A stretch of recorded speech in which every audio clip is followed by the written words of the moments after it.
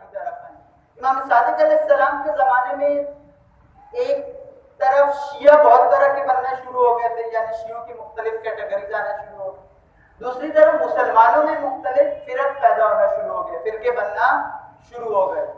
جو پہلے سے تھے وہ تو تھے مثلا خلفاء کے حامی اور اہل بیت کے حامی، یہ دو گروہ پہلے سے تھے، لیکن مزید ان کے اندر گروہ بندیاں ہونا شروع ہو گئی۔ امام صادق کے زمانے میں شیعوں میں کچھ لوگ وہ پیدا ہو گئے جو ہر دوسرے بندے کو امام ماننا شروع ہو گئے۔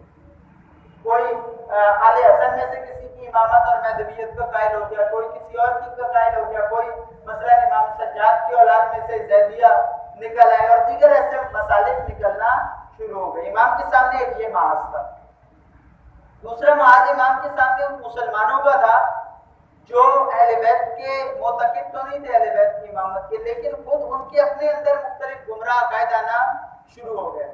تیسرا محاذ امام کے سامنے جو تھا وہ محاذ تھا ان لوگوں کا جو کہ مختلف سرزمینوں سے، کیونکہ اسلام کی سلطنت پھیل چکی تھی 128 ہجری تک، اور اس ساری سلطنت کے اندر مختلف طرح کے لوگ تھے، مثلا ایرانی شامل تھے، افریقہ سے لوگ شامل تھے، اب یہ جیسے جیسے یمن اور اس طرف سے لوگ شامل تھے، روم کے لوگ شامل تھے، ان کے نئے نئے نظریات تھے، یہ نئے نظریات لے کر عربوں کے اندر آتے اور عربوں کے اندر ایک عجیب قسم کی گمراہی پیدا ہونا شروع ہو گئی۔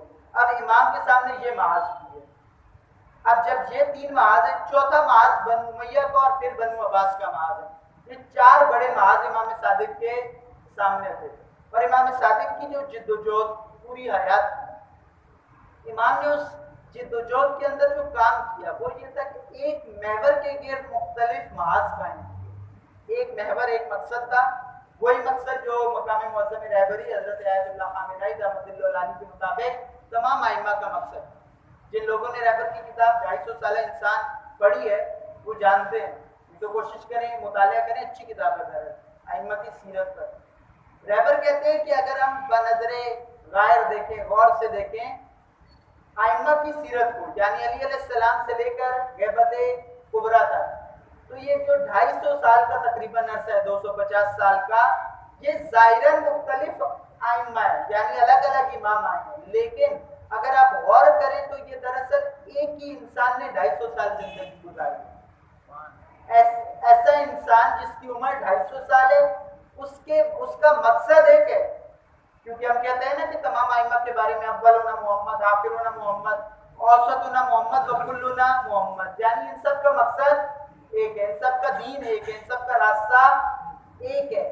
اگرچہ زمانہ بدلتا رہا اور زمانے کے حساب سے اس ایک انسان نے اپنی اسٹریٹجی بدلی، اپنا طرز عمل بدلا، اپنی جنگ کا طریقہ کار ہر زمانے کے حساب سے بدلتا رہا۔ اگر اس طرح سے ہم دیکھیں تو امام صادق نے اپنے زمانے میں جو انداز اپنایا، ہدف تمام ائمہ کا وہی ہے۔ مثلا جو امام علی کا ہدف ہے، جو امام عسکری کا ہدف ہے، جو امام باقر کا ہدف ہے، جو امام حسین کا ہدف ہے، جو امام رضا کا ہدف ہے، وہی ہدف امام صادق کا ہے۔ اس ہدف میں کوئی فرق نہیں ہے۔ وہ ہدف کیا ہے؟ وہ ہدف ہے معاشرے کے اندر دین کو نافذ کرنا، امامت کے نظام کے تحت۔ امامت اور ولایت نظام ہے جو غدیر میں ابلاغ ہوا، اور اس نظام کو نافذ کرنا اور اس نظام کے سائے میں دین کو نافذ کرنا، تاکہ لوگ واقعتاً وہ کمال پا سکیں جس کمال کے لیے انسان کو خلق کیا گیا، جس کمال کے لیے اللہ تعالیٰ نے قرآن کو نازل کیا۔ یہ مقصد تھا امام کا، تمام ائمہ کا، اور ہر امام نے اپنے زمانے میں زمانے کے حالات کے حساب سے اسی مقصد کے حصول کے لیے مختلف طرح کی اسٹریٹجیز اپنائی۔ تو اب امام صادق کی اسٹریٹجی مختصراً، امام صادق نے چند محاذ کھولے سے ایک مقصد، یعنی حکومت اسلامی کے قیام کے مقصد کے لیے۔ ایک طرف امام صادق نے جو شیعوں میں گمراہ عقائد آ گئے تھے ان کو کاؤنٹر کرنا شروع کیا، ان کا مقابلہ کرنا شروع کیا اور خالص شیعت پیش کرنا شروع کی۔ دوسری طرف امام صادق کے زمانے میں جو تحریکیں اٹھ رہی تھیں امامت کے نام پر، امام صادق نے ان کے مقابلے میں بھی موقف اپنایا۔ مثلا ایک تحریک جس نے بنو امیہ سے حکومت لی اور بنو عباس کو دی، ابو مسلم خراسانی اور ابو سلمہ کی تحریک، یہ دو شیعہ لیڈر تھے، اور بنو امیہ سے بنو عباس کو جو حکومت گئی ہے، جس حکومت دلوانے میں، پرانی حکومت گرانے اور نئی حکومت بنانے میں سب سے اہم کردار شیعوں کا ہے، یہ یاد رکھیے گا۔ لیکن یہ شیعہ کون تھے؟ جو ابو مسلم خراسانی اور ابو سلمہ کی قیادت میں تھے۔ اب یہ وہی شیعہ جن کے بارے میں امام کہہ رہے ہیں کہ اپنے مفاد کے لیے ہمارے ساتھ جڑ جاتے ہیں۔ ابو سلمہ نے امام صادق کو خط لکھا اور کہا کہ اے فرزند رسول، آپ کے ہم حکومت گرا رہے ہیں آپ کے شیعہ پرانی بنو امیہ کی، اور نئی حکومت اگر آپ چاہتے ہیں تو ہم آپ کو یہ حکومت دلوا سکتے ہیں۔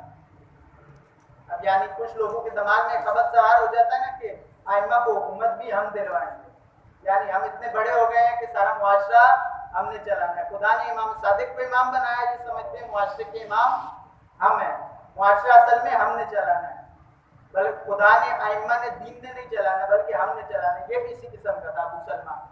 اب اس نے خط لکھا، تاریخ میں لکھا کہ جب اس کا خط امام صادق کے پاس آیا تو رات کا وقت تھا، چراغ جل رہا تھا۔ امام صادق نے خط لیا پڑھے بغیر، امام صادق نے چراغ کی لو پر رکھا، خط جلا دیا۔ اب جو قاصد تھا اس کا خط لے کر آیا تھا، اس نے سمجھے شاید امام صیغہ راز رکھنے کے لیے کہ راز کی بات ہے، سرکاری خفیہ سازش ہو رہی ہے پرانی حکومت گرانے کے لیے، اس لیے جلا رہے ہیں۔ اس نے پوچھا کہ اچھا امام اس کا جواب تو بتا دیں۔ امام نے فرمایا جو تم نے دیکھا یہی جواب ہے، ہمارا ابو مسلم سے کوئی تعلق نہیں، ہمارا ابو سلمہ سے بھی کوئی تعلق نہیں، دیگر تحریکوں سے بھی امام الگ رہے۔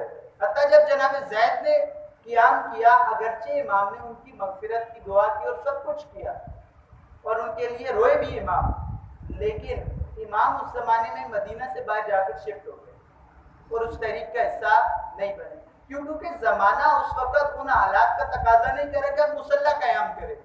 آپ کا مقصد اچھا ہے لیکن آپ کا طریقہ کار زمانے کے مناسب نہیں ہے۔ اب امام نے کیا کیا؟ امام نے ایک محاذ گمراہ شیعوں کے مقابلے میں کھولا، کیونکہ شیعہ میں اس وقت تک غالی اور مختلف طرح کے لوگ آ چکے تھے، اسی لیے امام کی احادیث ہیں۔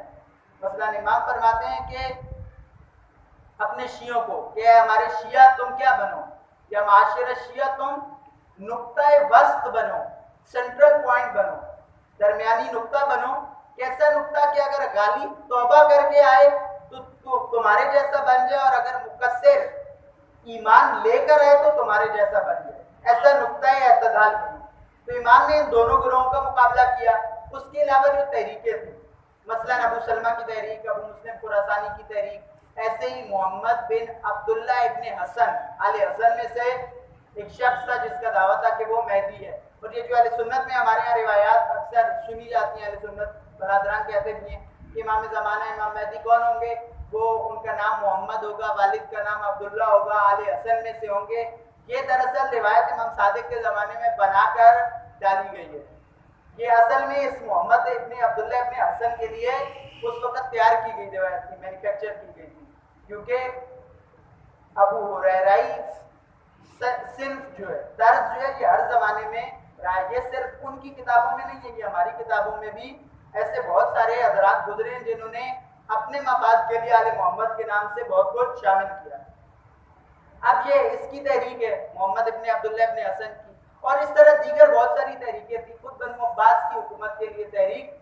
ان ساری تحریکوں کا امام مقابلہ کر رہے ہیں، لیکن اس کے ساتھ جو سب سے بڑا محاذ امام نے کھولا، ہم کہتے ہیں نا کہ امام کا سب سے بڑا کام یہ ہے کہ امام نے علم پھیلایا، کیونکہ امام کو فرصت مل گئی تھی۔ صرف فرصت نہیں ملی تھی، خود امام اس زمانے میں ضرورت سمجھ رہے تھے۔ امام کی اسٹریٹجی یہ تھی، حکمت عملی یہ تھی کہ اس زمانے میں علم پھیلانا ضروری ہے۔ کیوں ضروری ہے؟ اس لیے ضروری ہے کہ ایک طرف شیعوں میں گمراہ عقائد آ رہے ہیں، ایک طرف جو غیر شیعہ ان میں گمراہ قسم کے لوگ آ رہے ہیں، مرجئہ آ رہے ہیں، دیگر لوگ آ رہے ہیں، اشاعرہ شامل ہو رہے ہیں، جبریہ شامل ہو رہے ہیں، مختلف ماضی کے فرقے رہے ہیں۔ کوئی یونان کے فلسفے کو شامل کر رہا ہے، کوئی فارس کی بت پرستی اور آتش پرستی کے نظریات کو شامل کر رہا ہے، اور اسی طرح مختلف نظریات۔ اب امام نے یہاں پر اس خالص دین کو بچانا تھا۔ کربلا میں امام حسین نے دین بچایا، اسی طرح امام صادق نے اپنے زمانے میں دین بچایا، اور وہ کیسے بچایا؟ اپنے شاگرد تیار کر کے۔ امام صادق کے جو ہمیں 4000 کے لگ بھگ شاگرد ملتے ہیں، یہ کیوں امام نے بنایا، امام نے کیوں مکتب بنایا، تعلیم و تدریس کا سلسلہ شروع کیا؟ اس کی وجہ یہ ہے کہ امام کا ہدف تھا دین خالص کو بچانا اور محفوظ کرنا۔ کیوں؟ کیونکہ اگر دین بچ گیا، دین کی خالص تعلیمات بچ گئی، تو آج نہیں تو کل لوگوں کو یہ بات سمجھ آ جائے گی کہ جو اقتدار کے تخت پر بیٹھا ہوا ہے وہ دین کے حساب سے ناجائز حاکم ہے، اور اگر آج دین خالص طور پر بچ گیا تو لوگوں کو آج نہیں تو کل یہ بات سمجھ آ جائے گی کہ حکومت کا اصل حق آل محمد کے پاس ہے۔ لیکن اگر دین ہی نہ رہا، آپ قیام کرتے ہیں، آپ مسلح قیام کرتے ہیں، کچھ بھی کرتے ہیں، اور اگر دین باقی نہیں رہتا تو اس صورت میں کل کسی کو یہ نہیں معلوم ہوگا کہ حاکم کون ہے۔ آپ حکومت میں آ جائیں لیکن اگر لوگوں کو وہ مقصد نہ معلوم ہو سکے، وہ مقصد حاصل نہ ہو سکے، یعنی لوگوں کو مومن بنانا، مومنانہ معاشرہ قائم کرنا، اور اسی وجہ سے امام زمان کی غیبت ہے۔ امام کیوں غائب ہے؟ مثلا امام آ کر اپنی طاقت سے، الہی طاقت سے، امامت کی طاقت سے حکومت قائم کر سکتے ہیں، بالکل کر سکتے ہیں، مسئلہ نہیں ہے اس میں کوئی، لیکن امام کیوں نہیں آ رہے؟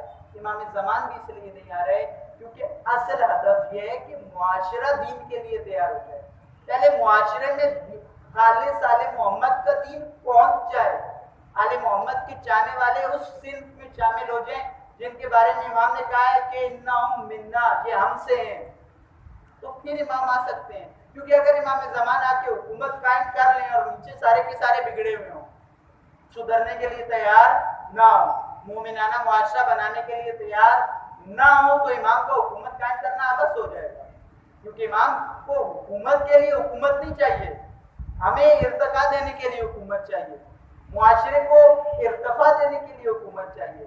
تو یہی امام صادق کا وہ بنیادی ہدف تھا جس کے تحت امام صادق نے علم کا سلسلہ شروع کیا، شاگردوں کا سلسلہ شروع کیا۔